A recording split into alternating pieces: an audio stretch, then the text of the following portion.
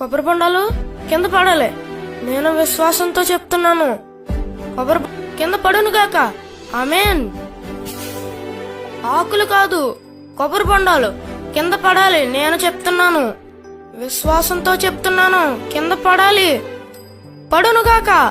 కొబ్బరి బొండాలు ఎన్నిసార్లు అంటే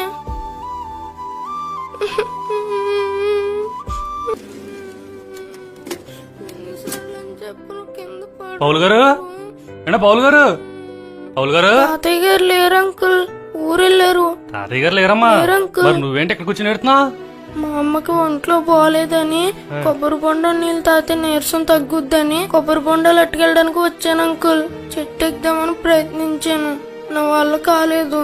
ఏం చేయాలని ఆలోచిస్తుంటే సండే స్కూల్లో టీచర్ చెప్పిన వాక్యం గుర్తుకొచ్చి, విశ్వాసంతో మీరు సందేహించకుండా పలికితే కొండలు సముద్రంలో పడొద్దని చెప్పారు. కొండలు సముద్రంలో పడినప్పుడు కొబ్బరి బొండాలు కింద పడవా అని ఎంతసేపు విశ్వాసంతో ప్రార్థన చేసిన కొబ్బరి బొండాలు కింద పట్టలేదు అంకుల్. అవునా? నువ్వు చెప్పినట్టే జరిగింది చూడు. అవునా అంకుల్? ఎలా అంకుల్? నేనేమో ఆ తోటలో కొబ్బరికాయలు తెస్తానికి వెళ్తున్నాను. మీ తాతగారితో మాట్లాడడం ఎలా వచ్చాను, మీరేమిటి కూర్చుని